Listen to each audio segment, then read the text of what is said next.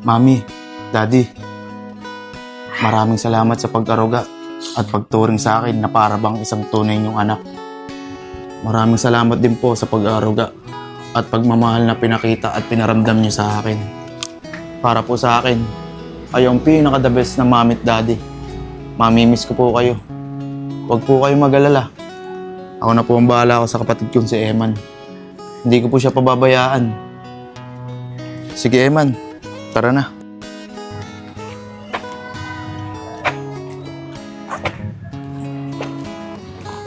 Sige, come here.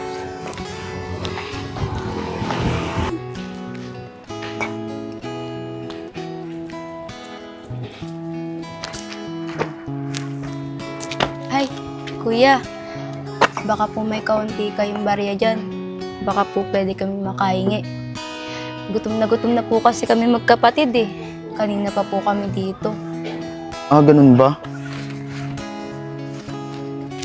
Ah, eto meron. Bili nyo ng pagkain ha. Opo, thank you po. Sige, mag-iingat kayo.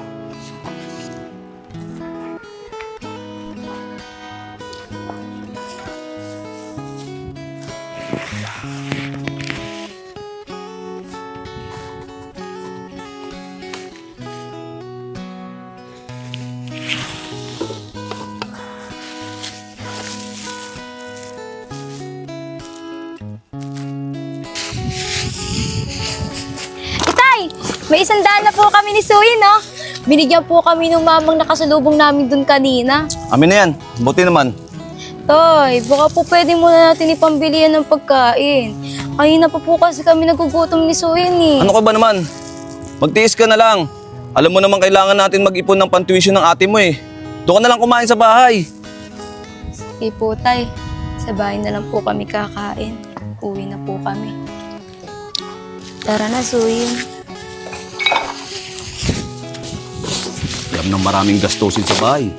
Uunahin pa yung pagkain nila.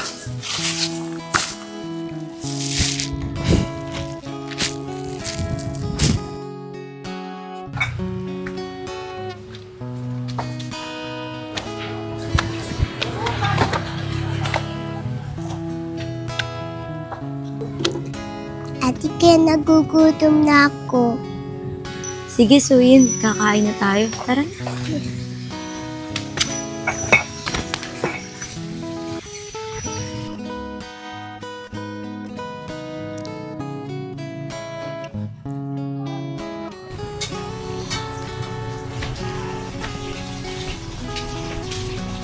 Angel, anak, di ka man lang naglinis. Nakita mong ang libag-libag, di ba? Nay naman eh. Ang dami kong ginagawa, di ko na yung maaasikaso. Sige na nga, ako na lang maglilinis. Nay, oo nga pala. May babayaran kami sa school. Tsaka, Nay, kailangan ko ng dress. Kasi may lakad kami ng mga barkada ko eh. Anak, alam mo naman sapat lang ang kinikita namin ng tatay mo. Sa pagkain lang natin, kinukulang pa tayo. Ano ba naman yan, Nay? Minsan na nga lang ako umili sa inyo. Hindi nyo pa maibigay. Tsaka, ngayon lang naman kami gagala ng mga barkada ko eh. Anak, baka pwede mo namang muna intindihin yung sitwasyon natin.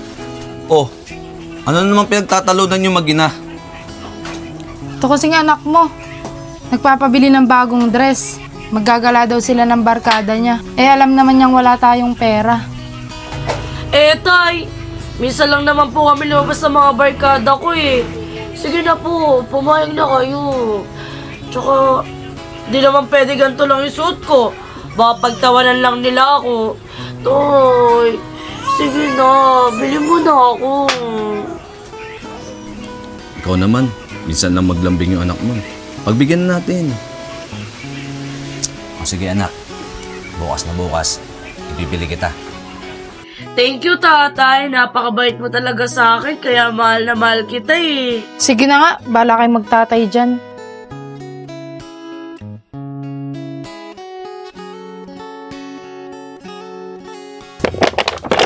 Yan na to, oh.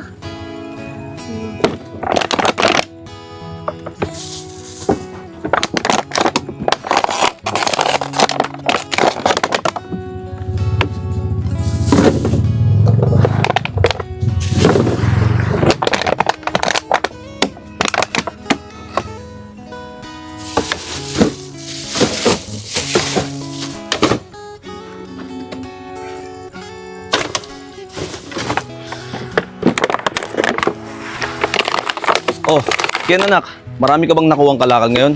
Aga mo umuwi ah. Kaunti nga lang, tay. Nagiya na kasi itong susuyin umuwi. Nagugutom na kasi. Eh, wala naman kaming dalang dede, kaya umuwi na lang kami. Oh, ayusin mo. Sama mo na dyan. Rami-rami din yan.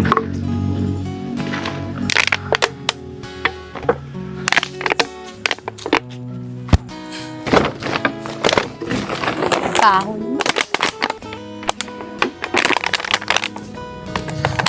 Ken anak, ayusin mo maigi yan ha. Bukas itatakal na natin yan sa bayan. Sige, tay. Yak-yaka ko na to. Anak. Sorpresa ako sa'yo. Di ba, nasabi mo sa akin na kailangan mo ng dress? Ito. Nadaanan kasi ako ng ninong mo habang nangangalakal ako doon.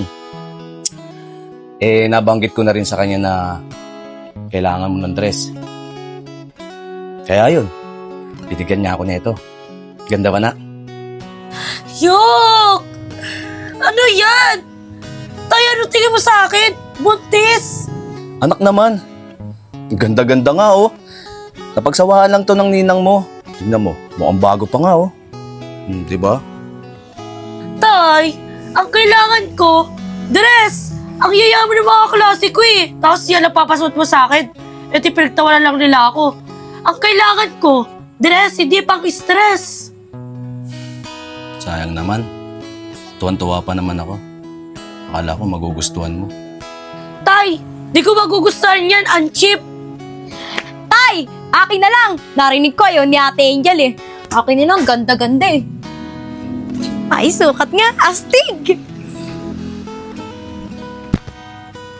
Tignan mo, buti pa yung kapatid mo, tuwan-tuwa. Dapat nak, na-appreciate mo yung mga ganung bagay. Sigurado ko, kung sa mall bibilin yun, nasa 1,000 yun. Tay, walang ganong kapangit na dress sa mall. Sa tingin ko, sa Tianggi lang binili ni Ninong yun eh. Hoy, hindi bumibili sa Tianggi ang ninong mo. Hindi sila pumupunta sa ganun. Mayaman yun. Lalo na yung ninang mo. Maarte sa dress yun. Mayaman pala sila Ninong eh. Tay, sabihin mo sa kanya, regaloan naman niya ako ng magandang dress para naman hindi nakakaya sa mga klase ko. Tay, tignan mo ah. Maganda ba? Bagay pa sa akin.